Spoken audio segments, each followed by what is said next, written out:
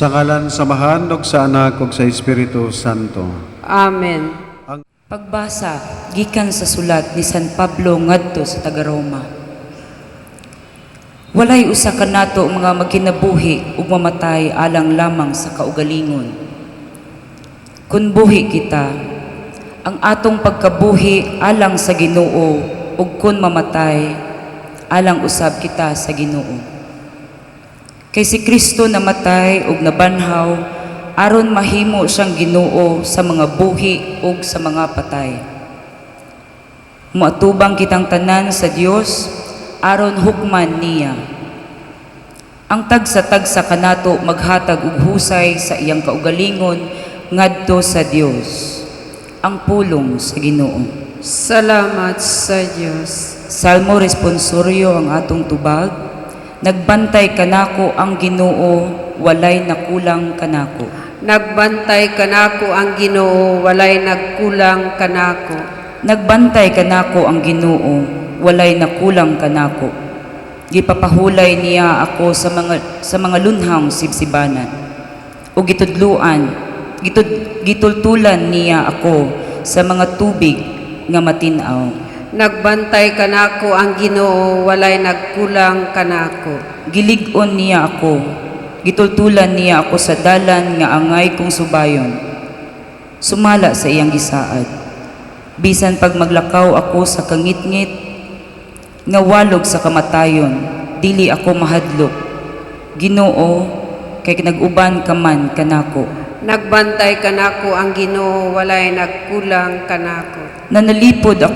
Nanalipod kanako ang imong sungkod ug ang imong bunal.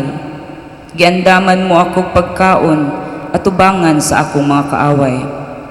Gidihugan mo glana ang akong ulo, timaan sa pagdawat mo kanako, o gipuno mo ang akong kupa. Nagbantay kanako ang Ginoo, walay nagkulang kanako.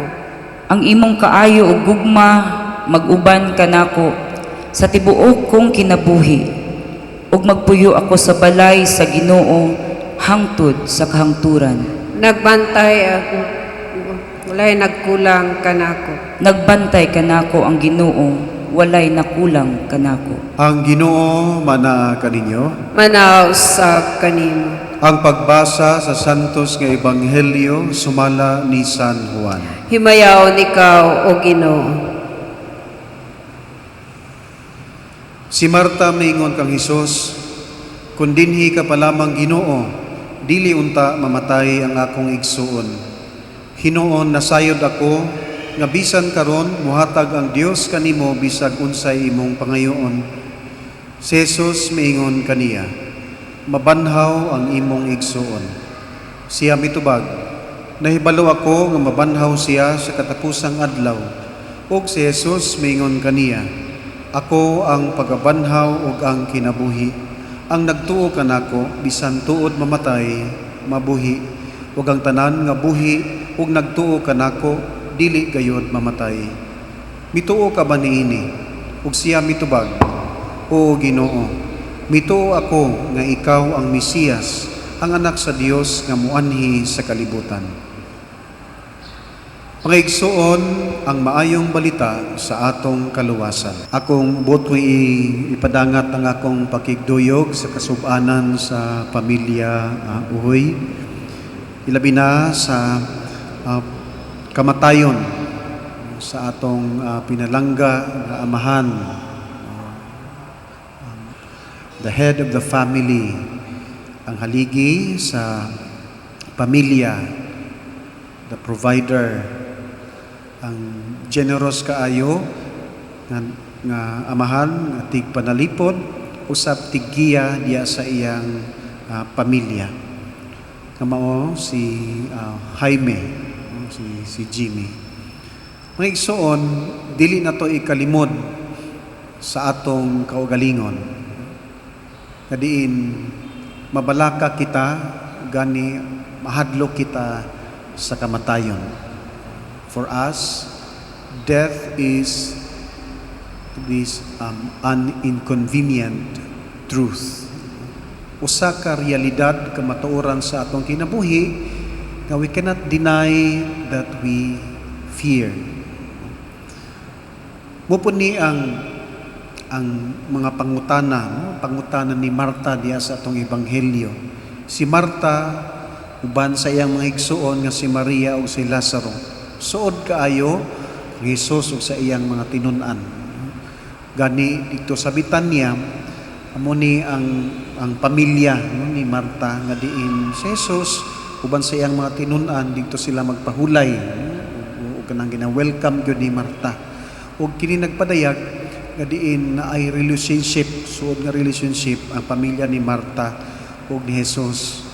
Apan sa dihang si Lazaro namatay. Busa nagmahay gayon si Marta. Ingon siya, kung dinhi ka pa lamang Jesus, dili unta mamatay ang akong igsuon. Usahay mga igsuon, inana kita. As we experience death, ilabi na diya sa atong mga mahal sa kinabuhi, no? And for my part also, no?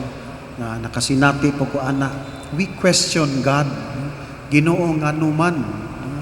Sa daghang mga tao, mabuutan kaayo, responsable kaayo, palangga kayo namo, apan nganong gikuha manimo. Natay mga pangutani ana. Nini nga atong mga pagbati, nagay mga punto nga kita magmahay sa Ginoo. Napoy mga punto say nga daw masuko ta sa Ginoo. These emotions, these sentiments, no, are valid. Nakasabot yun ang Ginoo. Kay nabati po niya, nasayod siya kung unsa ka sakit ang mawad-an sa mahal sa kinabuhi. Apan diha usab sa mga pagmahay ni Marta, no? Wala na siya nagpabilin diha niining iyang mga pagbati, mga tawhanon, no? Gi-recognize man sa Ginoo. Apan siya nagpadayon diha sa pagsalig ngadto sa kabubuton sa Dios. From her sentiments, no? Nga diin iya kining iya gi-recognize ng iyang mga pagbati apan atubangan sa Ginoo na ingon siya nga apan Ginoo nasayod ako nung mabanhaw ang akong igsuon. Ingon pod si Marta nga, o Ginoo, mituo ako nga ikaw ang Mesiyas, ang anak sa Dios nga muanhi sa kalibutan. Mga igsoon ato angay natong hinumduman isip mga tumutuo. O kanang isip mga nagtuo diha sa atong Ginoo. Nga diin ang kinabuhi dinhi sa kalibutan lumalabay lamang. Kitang tanan mamatay. Apan ang kamatayon mga igsuon gipakita sa Ginoo. Ilabi na diya sa iyang pagkahimong tao, no? Pagpakatao dinhi sa kalibutan ug nagpuyo uban kanato, gisinati ni ang kasakit. Ilabi na diha nga sa panahon nga siya gidakop o gi-persecute, ug usab siya gilansang dito sa cross ug namatay siya. He experienced death. He embraced death. Apan paghuman sa ikatulo ka adlaw, ipadayag usab didto nga human di ay sa kamatayon adunay pagabanhaw. After death there is resurrection. Diha sa pagtulunan sa simbahan mga igsuon, gitudloan kita nining tulo ka rason. The importance of our belief, of our faith on resurrection, about resurrection. Una, kita mabanhaw kay kini nagpadayag sa hustisya sa Ginoo. God's justice. Muginang magkinabuhi kita sa kanunay nga mamahimaw kitang maunungon o faithful diya sa pagsunod nato sa Ginoo. O ang atong kanunayng pagsangon diha sa iyang kabubuton sa iyang mga sugo kanato, bisan lisod kaayo ang pagpasan sa krus nga gihatag kanato sa Ginoo, the cross of love. Dili tong literal nga cross nga mag-antos yun ta, but we carry our cross because we love our God. Sa atong kanunayng pagpaningkamot uban sa grasya sa Ginoo, nining atong pagsunod sa atong Dios, mahatagan kita og hustisya. Human sa atong kamatayon, kita banhawon. Dili makawan ang atong mga sakripisyo, ilabi na diya sa atong pagkinabuhi diya sa pagamatarong. Kaya kung sa tinuod lamang mga igsuon, lisod kaayo magbinutan tungod sa atong garbo, tungod sa atong mga kahuyang, tungod sa atong pagkamakasasala. But we will be rewarded by the gift of resurrection kung sa kanunay kitang musangon ngadto sa kabubuton sa Dios. Ilabi na diha sa pagpasaylo, paghigugma, pagkamatinud-anon, pagpatunhay sa hustisya, pag-amping sa kinabuhi ug sa kinaiyahan, ug kanunayng pag-inabitay, pag-inalagaray ug pagtinabangay. That's our cross that we carry diya sa pagpadayon nato sa pagsunod nato sa Ginoo. Usahay makahuna-huna kita nga our life tama na din sa kalibutan. Usahay makaon kita sa mga kalibutanon, mga butang o mga haylos sa kalibutan, and we forget nga diin kita hatagan og hustisya sa Ginoo nining atong kanunayng pagsakripisyo diha sa atong pagpadayon sa pagsunod kaniya. Ikaduha nga rason mga igsuon nining pagkabanhaw nga angay gyud natong i-look forward, no? Kini man ang pagkabanhaw muni ang pagpadayon kanato sa buhat sa Ginoo sa pagluwas kanato. He redeemed us diya sa iyang pagpalansang sa krus. And kanang atong tunhay o kanang the fulfillment, no?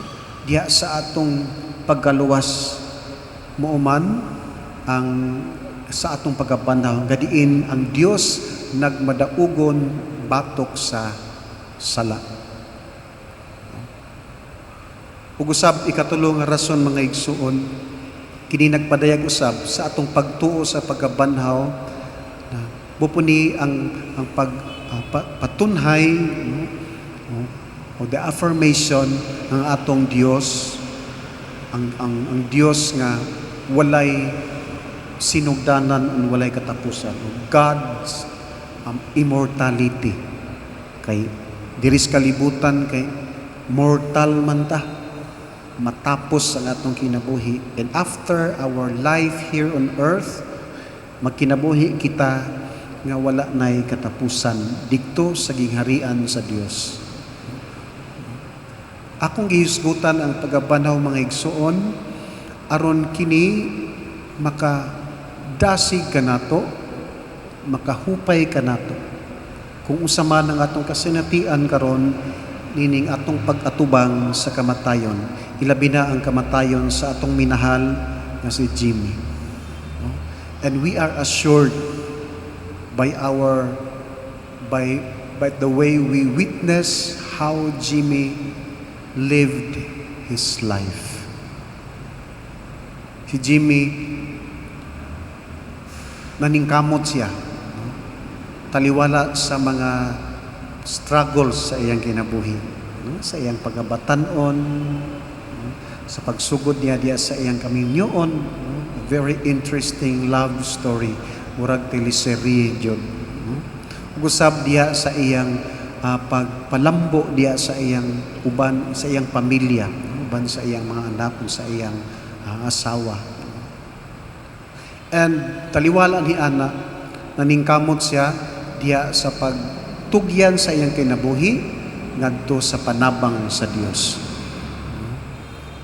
very Marian kayo si Kuya Jimmy, no? Ito si Sister kanaganing very active diya sa Legion of Mary, diya sa Presidium, active kayo diya sa CFD, guban pa nga mga apostolado sa simbahan. Napoy nangutana ko ganina nga itong na-knowledge kang Kuya Jimmy, a very humble man. Very humble man. Ug usab ang iya pong gi-extend ang iyang serbisyo dili lang sa pamilya, dili lang sa simbahan, kundi usab sa katilingban na nahimo siyang public official. Kana ganing, and we can truly say that Kuya Jimmy is really a blessing, not just for his family apan sa kadaghanan. He touched many lives. He fulfilled his vocation, his mission. Ang atong common nga mission mga igsoon, maginagmay, mas simple man o madinagko o mga extraordinary, our mission or our call to love. Simple ra gyud ang tawag sa Ginoo kanato. Kung kita diha mamahimong magmahigugmaon, and to love entails sacrifice. Dili gud ayahay mahigugma, magsakripisyo gyud ta. That is why we can celebrate the life of Kuya Jimmy, a loving man, a loving person na nahigugma siya. No, siguro nang diya sa iyang kasing-kasing, no? Upod ang iyang cause of death, not necessarily nga kita mahigugma, magsakit di atong kasing-kasing, kundili, kaning just like the Sacred Heart pa. Ang Ginoo gani, nag-image sa Sacred Heart kay nagsiga-siga yun, pero na ay nagsiga-siga sa itong kay nahigugma sa kanunay kanato nga walay pagkapalong, apan gipalibutan siya ning tunok, the pains of loving. The pains of loving.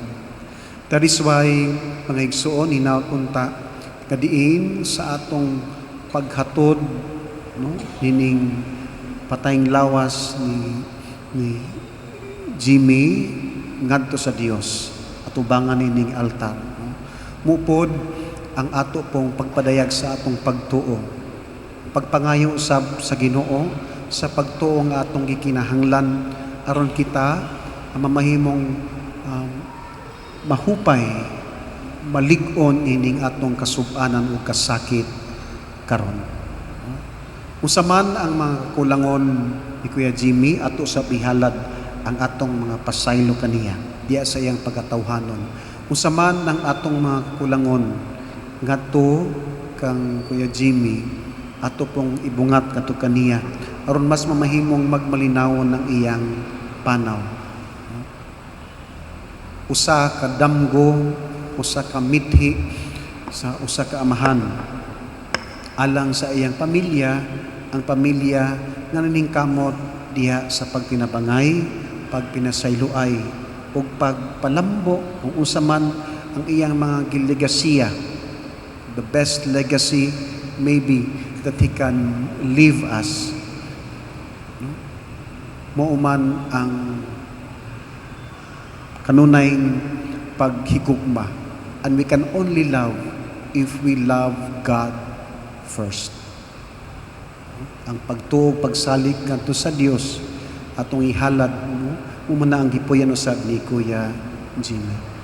O sa mga igsoon, hinatunta nga mahimong magmalinawon bagong panaw ni Kuya Jimmy, balik ngadto sa tong Dios nga mao'y tinubdan sa iyang kinabuhi. Ato pong iampo ang pamilya na sila lig-unon sa pagtuo o gupayon diya sa ilang mga kasub-anan o kasakit karon. Palihog manindog, malaumon sa dakong kaluoy sa Dios, magampo kita alang sa atong igsuon nga namatay ug maingon, Ginoo, dungga ang among pangamuyo. Sama nga gisaad sa Ginoo ang paraiso ngadto sa nagbasol nga makasasala Dadun unta sa Ginoo ang among igsuon sa kalipay sa langit.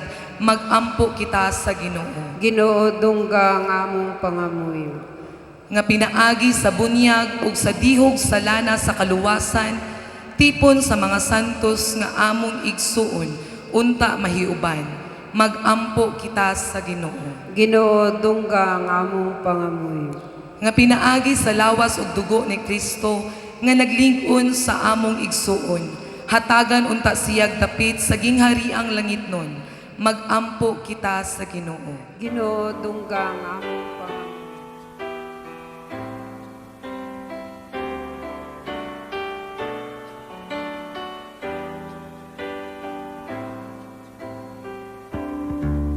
I can't remember when you were there, when I didn't care for anyone but you. I swear we've been through everything there is. Can't imagine anything we've missed. Can't imagine anything the two of us can't do. Through the years, you've never let me down. You've turned my life around. The sweetest days I found with you. Through the years, I've never been afraid. I've loved the life we've made, and I'm so glad I stayed right here with you through the years.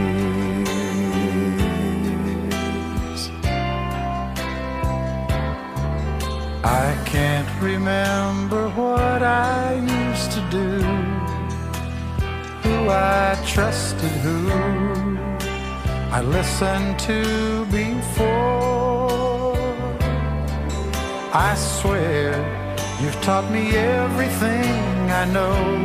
Can't imagine needing someone so. But through the years it seems to me I need you more and more. Through the years, through all the good and bad, I know how much we had. I've always been so glad to be with you. Through the years, it's better every day. You've kissed my tears away. As long as it's okay, I'll stay with you.